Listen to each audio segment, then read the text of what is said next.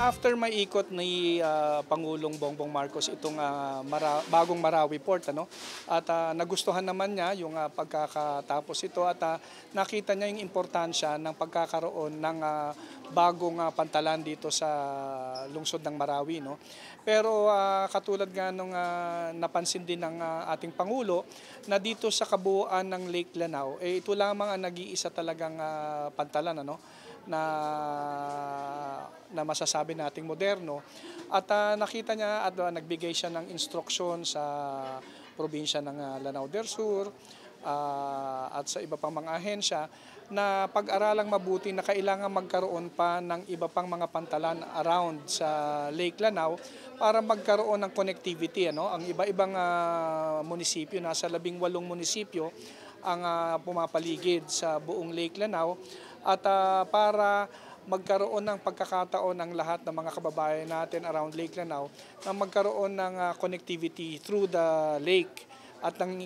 yung kanilang pangangalakal, yung mga nag-aaral at ang pang-araw-araw nilang pagbabiyahe, hindi na nila kailangan dumaan pa sa napakalayong circumferential road or pag-ikot sa kalsada at maaari silang dumiretso sa mga kanilang mga destinasyon sa pamamagitan dito sa mga pantalan na itatayo dito sa Lake Lanao. Well, dito kasi karamihan ng mga gumagamit nito ay mga fisher folks, So dahil din sa sa tagubili ng ating mahal na Pangulo, hindi naman tayo naniningil sa mga fisher folks sa paggamit nitong pantalan at malaya nila magagamit nito at hindi na muna natin iniisip kumbaga yung pagsingil o pagkakakitaan para magamit at makatulong sa mga mangingisda dito sa Lake Lanao. Well, in the meantime, ito natapos kasi itong pantalan noong August of 2024.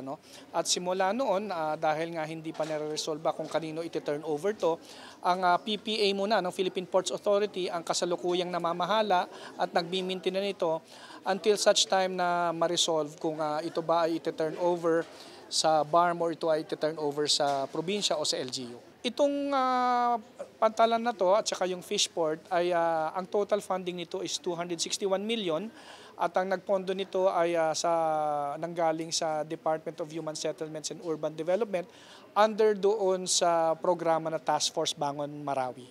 So tayo ay bahagi ng task force, ang PPA ay bahagi ng task force at ang naging kontribusyon natin dito ay ang pagdidisenyo at pag-implement ng proyektong ito.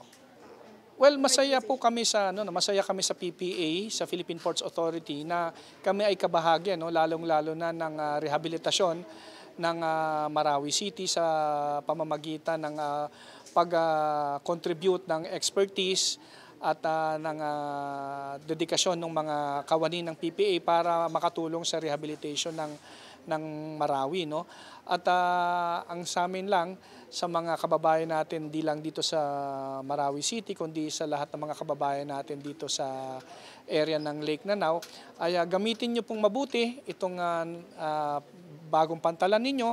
na inihandog po ng pamahalaan natin sa pamumuno ni Pangulong Bongbong Marcos at sana po ay makatulong po ito sa komunidad para tuluyan na makabangon ng Marawi at tuluyan pong makatulong sa kabuhayan ng ating mga kababayan dito po sa Lake Lanao.